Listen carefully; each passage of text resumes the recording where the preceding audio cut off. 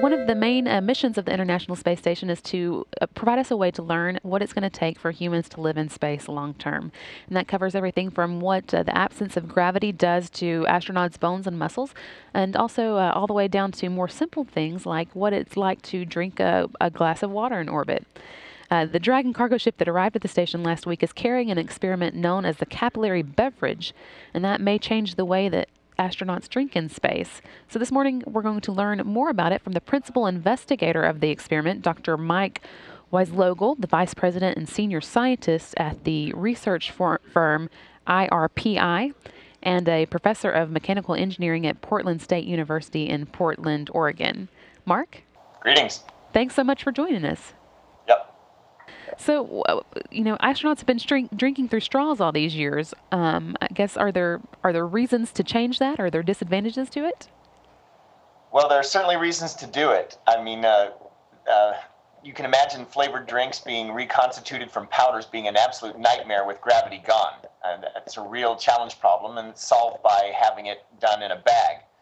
It doesn't mean there aren't any hazards with bags. You could easily hiccup with your hand holding one of the bags, and you would squeeze the bag and send out a jet of liquid, or you could that kind of thing. There are still some hazards with it, but confined to the galley, it's probably okay. With a cup, the astronauts would have an experience kind of like Earth, and you'd be able to smell the aromas, and you'd be able to experience that kind of bonding phenomena that takes place when you're drinking a cup of coffee with friends during a break, and that can relieve some of the stresses that are up there. So there's definitely, I guess, a psychological advantage to that experience, to making that connection.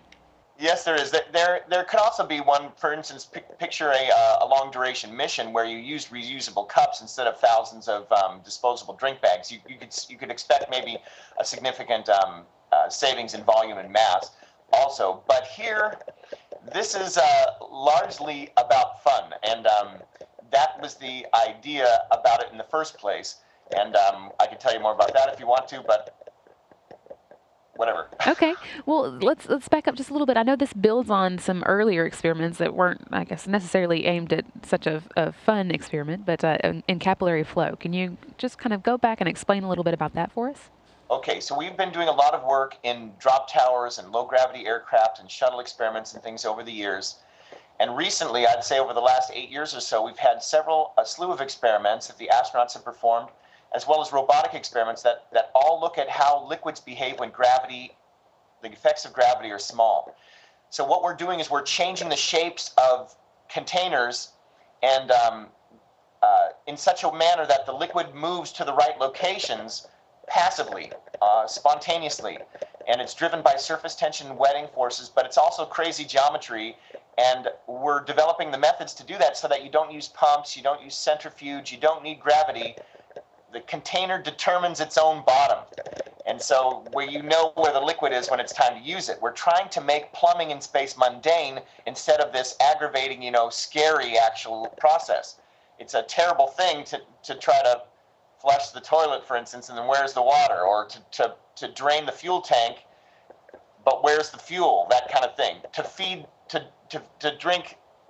the mice with water, at least, but where's the water? That kind of thing. So we want that to be passive. We want that to be mundane. We want those challenges to go away.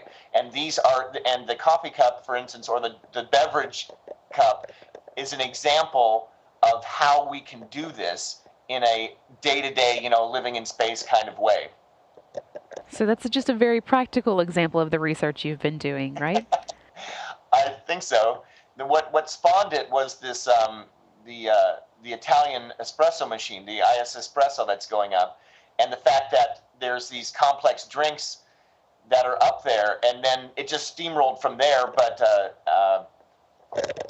and I know chance to get to space with something like this. Well, and I know astronaut Don Pettit created something that looked kind of similar back when he was on the space station in, I think, 2008. Is that you worked with him on that, right? Did that spark the idea here? Right. So one day he complained about drinking liquids from a bag, and the feeling he felt associated with that.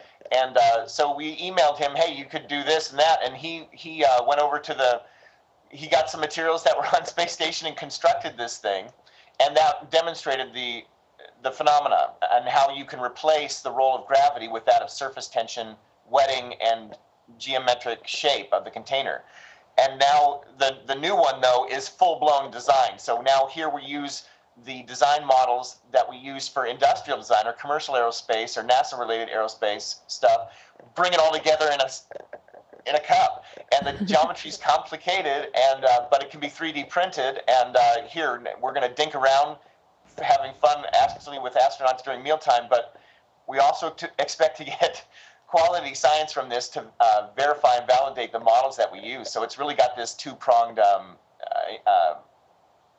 effort, to see what's going on here. Well, I saw that the crew is actually going to demonstrate these cups today. So what exactly is the experiment? Is there data that they'll be collecting, or just seeing if it works? Okay, I think they're unpacking things today. If they're actually experimenting, it's new. It's information to me if they're going to be using it today. But we're on 2-hour call, so we're on the task list to be run at any time.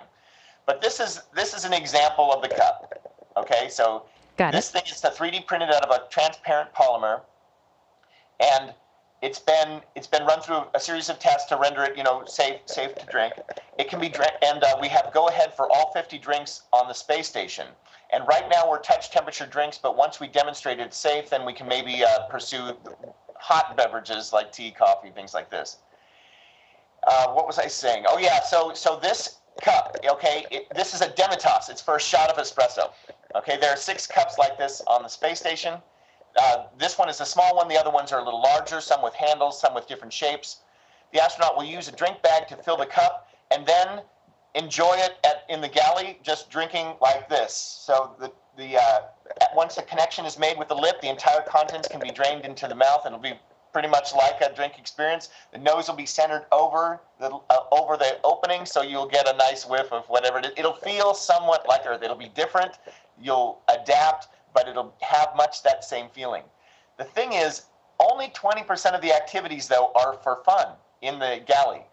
80% of the effort is actually going to be out in the laboratory with cameras, orthogonal views, HD visualization, downlink video, and we expect to get profile views of good magnified profile views of what the surface shape looks like, the drain rates, the flow rates, the stability, everything about it. And the point of that is to provide what we call validation and verification of all the models that we use. They're complex drinks. The wetting isn't perfect. All of these things that all will actually really improve our knowledge for designing systems for wastewater processing on space station. For drinks, perhaps, how you process urine and brines and things downstream. Condensates, water supply, this kind of stuff. So it's actually going to be very valuable data to us, and we actually want to turn around and use it for advanced systems design. That's our intention. Well, that's a great way to test it. It sounds fascinating. So we can't wait to see the crew hopefully using them pretty soon, and definitely the results as they start to come in. Thank you so much for joining us, Mark. We really appreciate it. And again, that was Mark Wiselocal, who's the Vice President and Senior Scientist at IRPI Research Firm. Thanks again. You're welcome.